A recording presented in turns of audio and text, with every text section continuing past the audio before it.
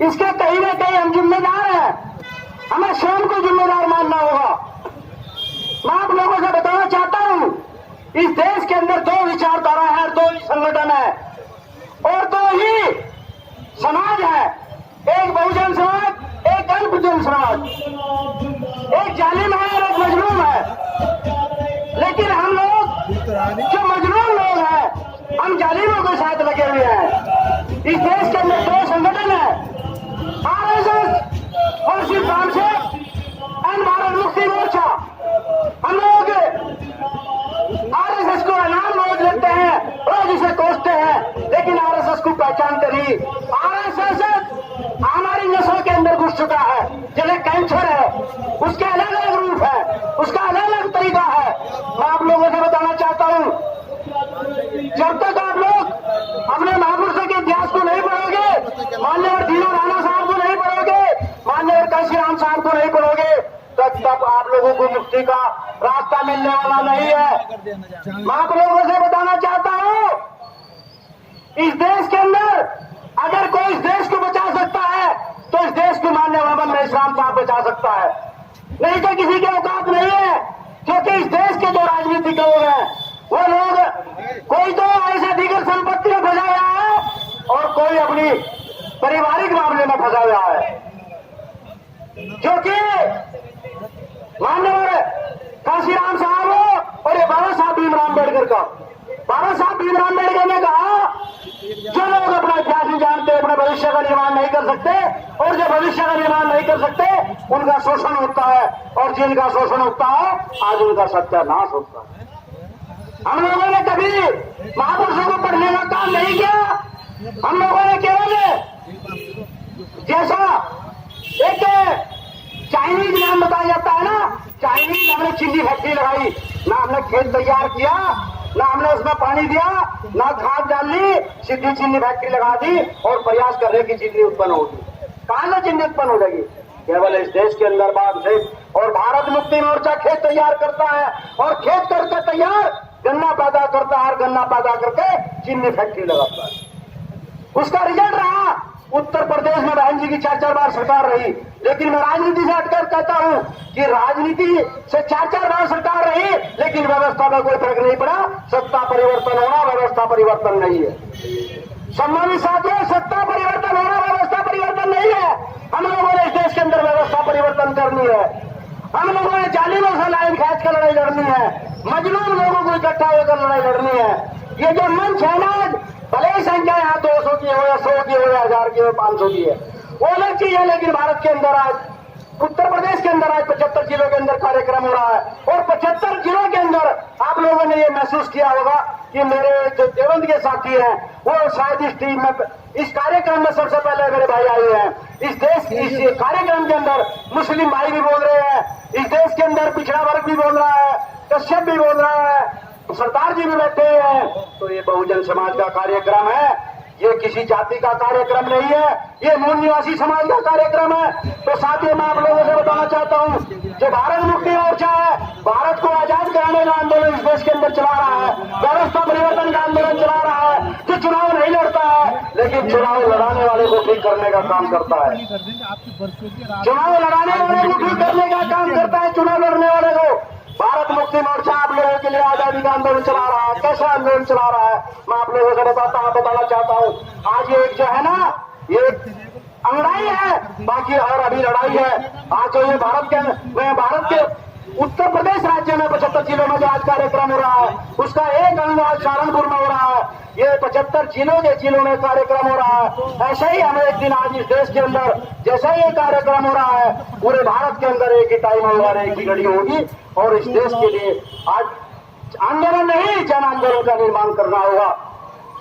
तो साथियों, मैं आप लोगों से बताना चाहता हूं, जब तक इस देश के अंदर आप लोग आरएसएस और रामसेठ की लड़ाई है, बाकी लोग चुनाव मैदान में हो सकते हैं, लेकिन लड़ाई मैदान में केवल दो संगठन है, दो ही विचारधारा है।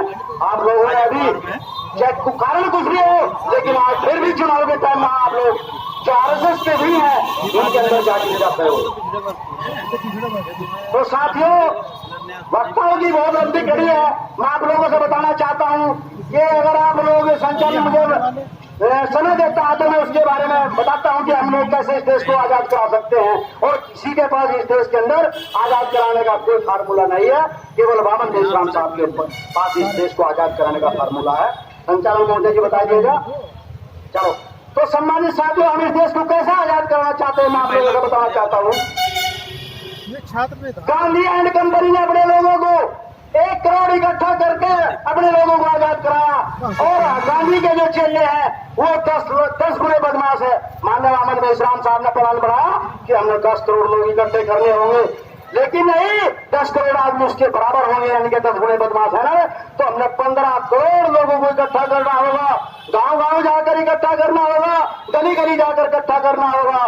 तो हम लोग 15 करोड़ लोगों को इकट्ठा करने का मोमेंट बनाएंगे। कैसे इकट्ठा करेंगे और क्या करेंगे हम लोग? जैसा आज सहारनपुर के अंदर कार्यक्रम हो रहा, तो सहारनपुर के अंदर 50,000 आदमी अगर इकट्ठे करते हैं हम लोग, तो 50,000 आदमी अगर इकट्ठे करते हैं तो यहाँ का शासन प्रशासन फाइल हो जाएगा। और शासन प्रशासन यहाँ का जब फाइल हो जाएगा तो मुजफ्फरनगर के डीएम से फोन करेगा, मुजफ्फरनगर का डीएम कहेगा मेरे पास 60,000 आदमी ऑलरेडी रिटर्न। तो वो जो डीएम है वो शाम भी फोन करेगा, इधर से भी फोन जाएगा और वहां भी 70,000 आदमी ऑलरेडी खड़े हुए होंगे।